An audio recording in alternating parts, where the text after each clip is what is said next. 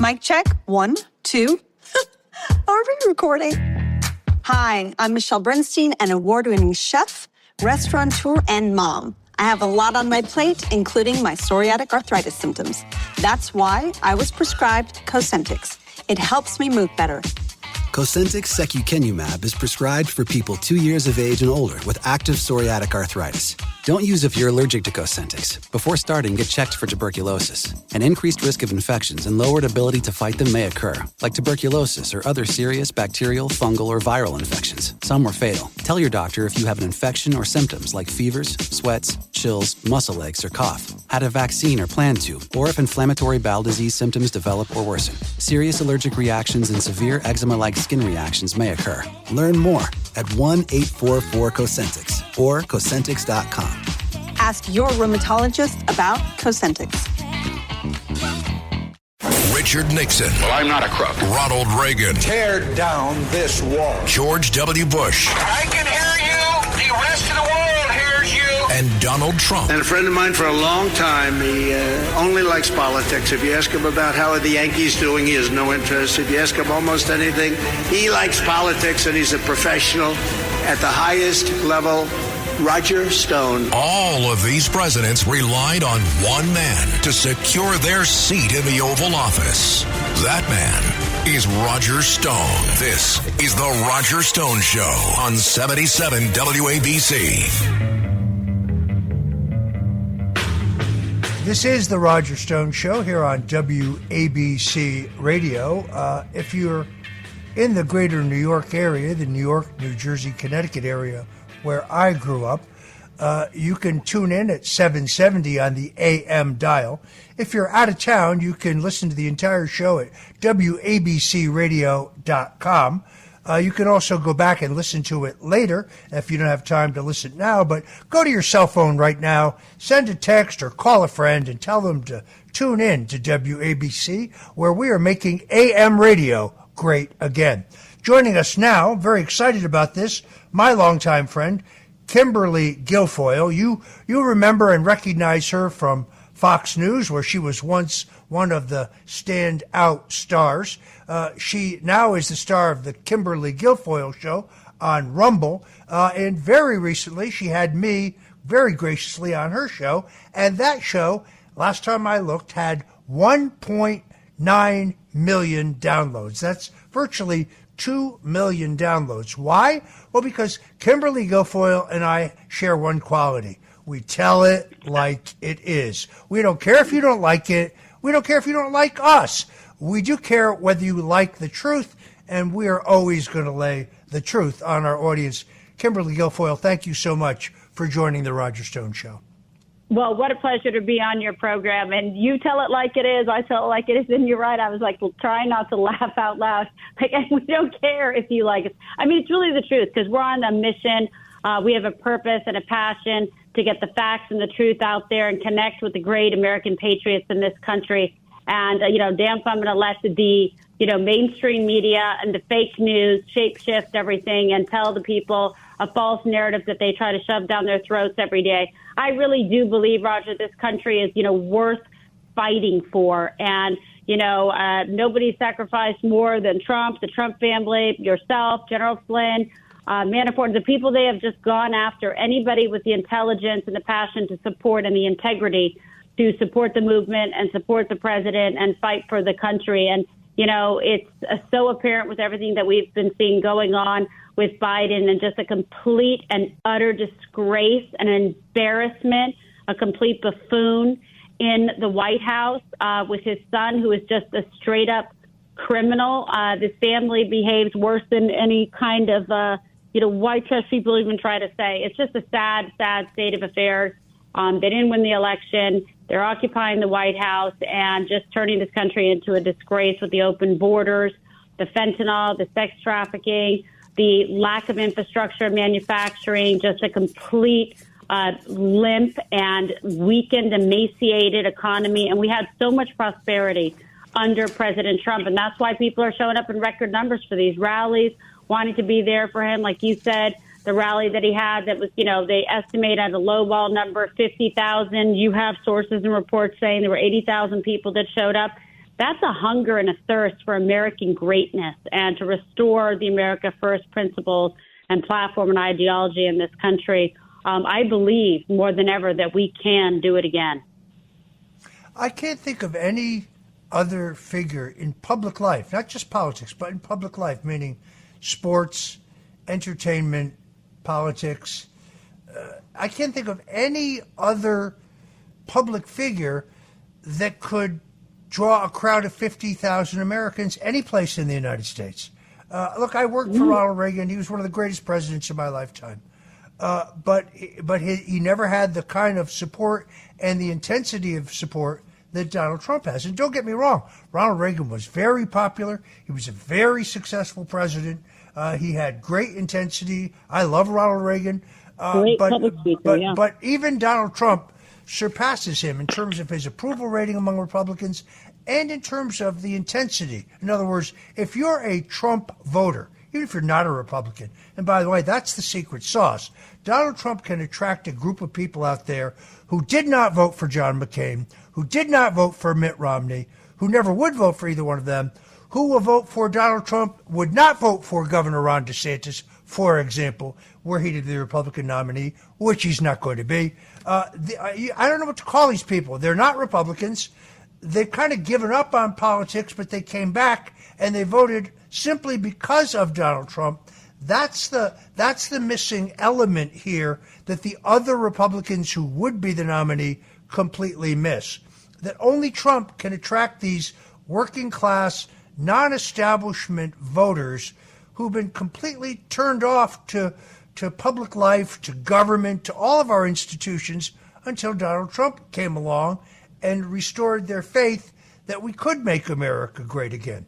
And of course, in his first 4 years, right. He did that. It's really true, and it's unlike anything we've seen. And you're a great, historian of politics and what's happened in American political history, and working with so many different presidents and so many different campaigns, whether nationwide or state specific. But we saw people just really proud to be Americans, and it was really incredible. And I studied Ronald Reagan a lot. When I was in college and wrote papers about it, he was a great orator and, was taught in all the great rhetoric and communications and political science classes. But you're right. There is something very different and unique, very special, lightning in a bottle about Donald Trump and the enthusiasm. I mean, I've been there when it is pouring rain, thunder, lightning, and people are standing outside in it. It's got an Elvis-like quality to it, where we see this, where it transcends just, politics as we know it, and crosses over, to pop culture and, entertainment, all of the above. But I think more than ever, people are really, really tired of what they see going on in this country. It's wokeness run amok. It's out of control. It's like the U.S. is like a bus careening without a driver going over a slippery slope. And no one wants that. I mean, we want stability. We want someone who actually can function cognitively or otherwise, in the White House. And we don't have that right now. And, Roger, when you were on my show a couple of days ago, you were talking about how you really see this, as just an interesting moment in time, but that, Donald Trump is the one that can really, bring this across the finish line, because I think it's almost just like people see it sometimes as insurmountable odds because the Democrats and the liberals will do whatever it takes, to win. And to that end, you made, a prediction that you've been stating, and I think you're going to be right about it, that they are going to replace Joe Biden because they know they cannot go up against President Trump with him as the nominee. And you said the truth. It's important to hear it. It kind of scares me a little bit because I think it's so accurate, and I'm actually worried about it, which is Michelle Obama. And like you said, they'll never have, white men up against, as the candidate, the nominee. As VP, yes. And the more I thought about it after you had stated it, and I've heard you say it before, about this whole Michelle Obama potential Gavin Newsom matchup, which is very interesting to me because I think they don't want to lose the White House and they know they can't win it again with Joe Biden. People don't know this about you, Kimberly, but you were a prosecuting attorney. You're a lawyer. You were a prosecuting attorney in both San Francisco and Los Angeles. You were very famous, by the way, for giving your summations without a single note. I also don't think you ever actually lost a case. So you were not just a great prosecutor. You were a very successful prosecutor. You're an accomplished lawyer. What is your opinion of the 37-count indictment they brought against Donald Trump in the Southern District of Florida? I think it's just really shameful. It's really just such a politicized, weaponized indictment. There's no factual basis, no evidence to support it. It's repetitive, charges that they try and actually just show you and like shock the conscience with the number, right, by saying 37, but it's not that. And it really bothers me as an officer of the court and having just really fought my life for equal justice and to apply the law without arbitrariness or capriciousness and just actually apply the law to the facts. I took my oath when I took it as a prosecutor very seriously. And I just think that we have people like Alvin Bragg and, now what we see with Jack Smith, and they are just a total disgrace. I mean, it's sacrilegious what they've done to just completely try to persecute Donald Trump. He did not do anything wrong. He is allowed to, under the Presidential Records Act as well, to keep documents, but yet they keep trying to pursue anything they can because he is the primary political opponent and rival of the current sitting president, and they don't want to face him in the ballot box, so they're trying to do anything they can to depress, voters and suppress it so they don't vote for him, to try to keep him out of the running. And, and I honestly think the Uniparty and the globalists are all behind these people running against Trump as, potential, candidates in the primary. I think they're all working together to muddy the waters here. Well, a couple of them, to their credit, may be running for vice president. By the way, historically, that has been one way to get on the ticket, to run a credible campaign for president. Well, who do you even like in that mix, Roger? Well, who hasn't attacked Donald Trump? That's how I would answer your question. Tim Scott hasn't attacked Donald Trump. I kind of like him.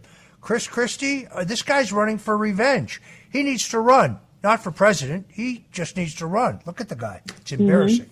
Beyond that, I think the rest of them they're in the race for exercise. Maybe Vivek Ramaswamy's very smart. He shows up in Miami the morning Donald Trump's arraigned, right, and he defends Donald Trump. That's not dumb, folks. That's smart. That means that he's got his fingers on the pulse of the grassroots of the Republican Party. But he was the only presidential candidate to step up that day and defend the president. He has my respect for that. He has my respect for that, too, and he has the president's respect for that. We talked about it shortly thereafter. And Vivek Ramaswamy has also got his pulse on the youth, the base, the millennials, etc. He's the only one that is of that kind of genre, that age, that speaks and articulates the America First movement very well and connects with them, bringing in new voters. So I'm intrigued by that. And I think he's smart, unlike some of these other dodo birds that are running that don't get it. Trump is not going to pick Nikki Haley. Trump is not going to pick Chris Christie. Trump is not going to pick Ron DeSantis. There's just zero chance of any of that. I agree with you about Tim Scott. He's smart enough to not be attacking. As you know, our great friend, the president, as you know, I know him a very long time as well, almost 20 years now.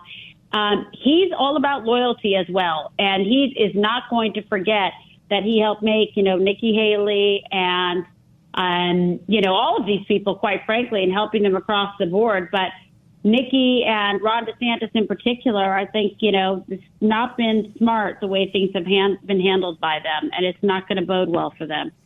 If you don't live in Florida, if you weren't here in 2018, and although you live here now, you weren't here then, many people really don't know the history, and I think it's important to be laid out.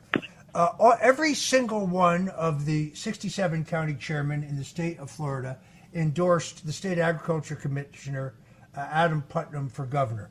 Every single Republican in both the state House and the state Senate, including the Senate president and the Speaker of the House, endorsed Putnam for governor over Ron DeSantis. Every single Republican member of the Florida congressional delegation, with the exception of Matt Gaetz, endorsed Adam Putnam for governor. Ron DeSantis was an unknown and undistinguished congressman running at about 7% in the polls. The last poll I saw had Putnam up over him 49-7. That's just short of 50. That would have been a wipeout. It is only because of Matt Gaetz and Ron DeSantis, who went on bended knee and literally cried and begged for a tweeted endorsement, and Donald Trump decided to take a flyer. This guy seemed all right to him, and he appreciated Ron's defense of him on Fox and on conservative talk radio in the Russian collusion hoax. He didn't know, by the way, that Ron DeSantis refused to endorse Donald Trump in 2016, even after he was the nominee of the Republican Party. Nobody evidently told the president that. I wasn't around, so I didn't tell him. But it is only through that tweeted endorsement that Ron DeSantis' candidacy was turbocharged, and he skyrocketed to the Republican gubernatorial nomination. Then he found himself locked into a very tight race with the very clever, very telegenic, and very knowledgeable African-American mayor of Tallahassee. After Ron was essentially beaten in 2 televised debates, you could argue they were a draw, but he didn't win either one, Donald Trump, out of the goodness of his heart, because he believes in our movement, changed his schedule to come to Florida 3 times in the last 2 weeks of the 2018 campaign to literally drag Ron DeSantis, who was not a very good candidate, over the finish line. Therefore, I see his candidacy as an absolute act of treachery, as nothing worse than a stab in the back. No loyalty to the man who made you. I just don't understand this. He's 42 years old. He is not telegenic, to say the least. He's got some very weird habits, like eating with his hands. He wears lifts in his shoes because he's not very tall. And in all honesty, they say his wife is his greatest asset, but she seems to me to be a JCPenney knockoff, a wannabe of Melania Trump, when she has none of the elegance or poise or culture or kindness that I think exemplify one of our greatest first ladies, Melania Trump, who I've known since 1988. So for those who say, oh, well, what about 2028? I think he's ruined his chances for 2028. That might have been his year. If I were him right now, what I would do is drop out of this race, return to Florida. We have an insurance crisis. We have a mosquito crisis. We have a housing crisis. We have a water quality crisis. We have a crime crisis, all going on in the Sunshine State. And where's our governor? Oh, he's in Iowa, drawing crowds of a couple hundred people, while Donald Trump is getting 50,000, I think it was closer to 80, in a tiny town of Pickens. This candidacy, I'm sorry, it's over. He needs to return to Florida and beg for Donald Trump's forgiveness. One thing I say about Donald Trump, he often reconciles with people who anger him. He often turns the other cheek when people have crossed him, but when they come back in all sincerity and want to get back on board, maybe, I'm not speaking for the president, but maybe he would forgive Ron and his wife for their treachery. What do you think? I would like to think so, but I have my doubts about it. But let's see. The interesting thing about President Trump, like you say, is, he is not above, changing his mind. He doesn't hold a position or keep a mindset just for the hell of it. He'll have reasons for changing his mind and listening and paying attention to it, which I do like about him. I think it's a very good leadership quality. I've seen him do it. And he's also not afraid to do that. He's not afraid to change his mind, stand by his decisions, and push forward. And I think he does it in a brilliant fashion that people know and see to be, authentic. He's his own man. And at the end of the day, he's going to do what he believes in. And he makes decisions, in that regard as well. So it's I'm looking forward to kind of seeing this whole thing, play out. I want him to pick somebody who's fantastic, for VP. There's a few people that I really like. We've discussed a couple of them. Anyone else you like, Roger? Well, first of all, I think you have to look at this systematically. You can't determine who you want to be your vice presidential running mate until you see how the contest for the nomination goes.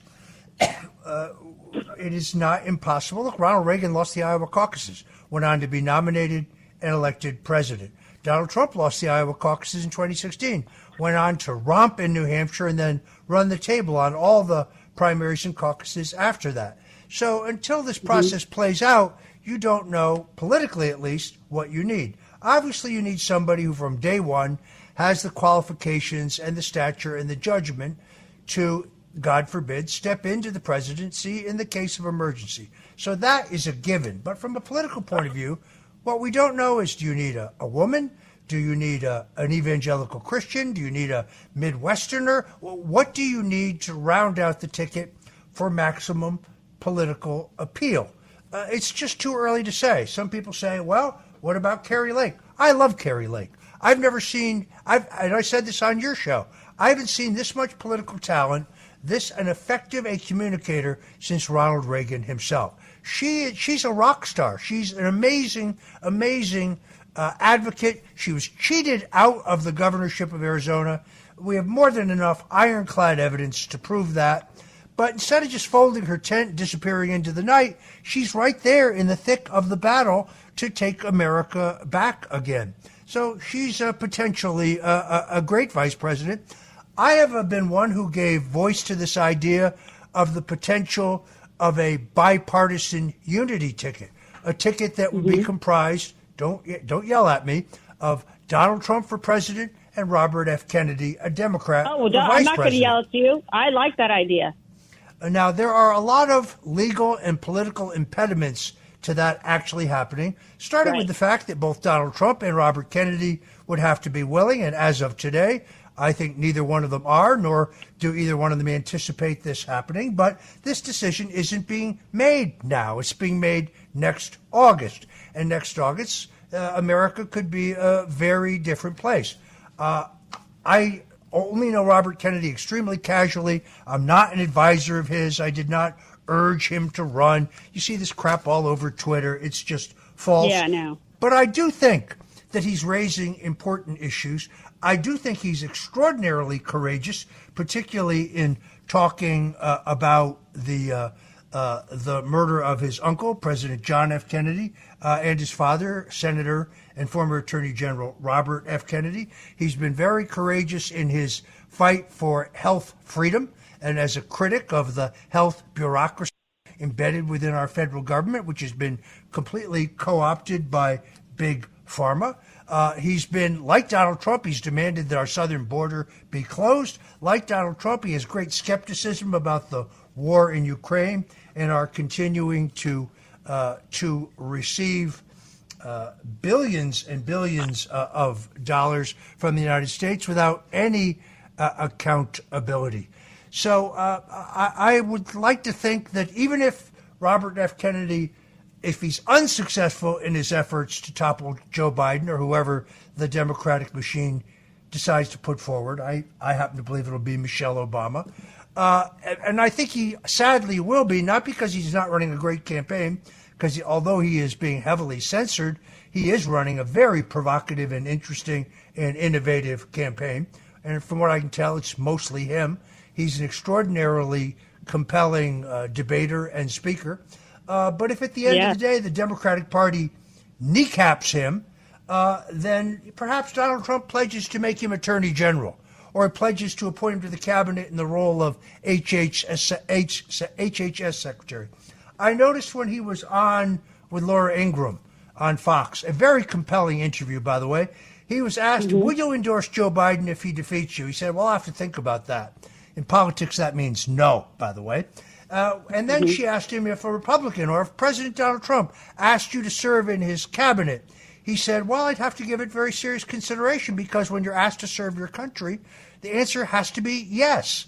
To me, that means he would be willing. By the way, his uncle, John F. Kennedy, had a Republican, C. Douglas Dillon, as his Secretary of the Treasury. Richard Nixon had John Connally, a Democrat, as the Secretary of the Treasury. We have a long tradition of bipartisan cabinets. We have only 2 minutes to go here. Final question, Kim. This is one that's easy for you. Donald Trump has taken in $35 million since the time that he was charged in the Fugazi Smith indictment. This is a record. For the average person out there who wants to give to Donald Trump, where do they go online? Where do they go to give the president a campaign contribution? Yeah, so there's a number of different ways, because what you're talking about, too, I think really reflects the grassroots movement, which is all of the small dollar donors that love to give to President Trump. And then there is also, so with the campaign, and then there's also the MAGA Inc., which is the super PAC, which is putting out all those incredible commercials and ads. I don't know if you've seen them. They've been really incredible. But you can go to this website, donaldjtrump.com, and you can contribute. You'll see that there, and it says Trump, Make America Great Again 2024. To join the movement, you can enter your email, put your zip code. You can get all the updates. It also gives you an opportunity to be able to volunteer to work for the president. We're setting up, throughout the entire country, and obviously in all of the important, caucus states, et cetera, to be able to go there if you want to help out in Iowa or New Hampshire, all of the above. There's opportunities for people to be involved. And you and I talked about that on the show, and Carrie Lake did, which is really just trying to be participatory. And whether you do it by making even a $5 contribution, our average contribution is like $33 or $35. And that means a lot. The president loves it. He talks about it a lot. So I think it's good because, you've got skin in the game, and it'll also help you to show up to make sure that you vote. And the whole point is, they say the MAGA movement, what's it about? Well, it's about the American way of life and America first freedoms and fighting for this country. Everything that President Trump stood for and fought for, and did an incredible job. And he's ready to go on day one. We don't need someone who's JV or with training wheels. We need someone ready to go on day one with executive orders and making sweeping changes to root out all the corruption and stop this weaponization and politicization of government agencies and bureaucracy. All right. Unfortunately, we have to wrap it there. The beautiful, articulate, fierce Kimberly Guilfoyle, thank you so much for joining us on The Roger Stone Show. All right. God bless. Thank you so much, my friend. This is The Roger Stone Show on 77 WABC.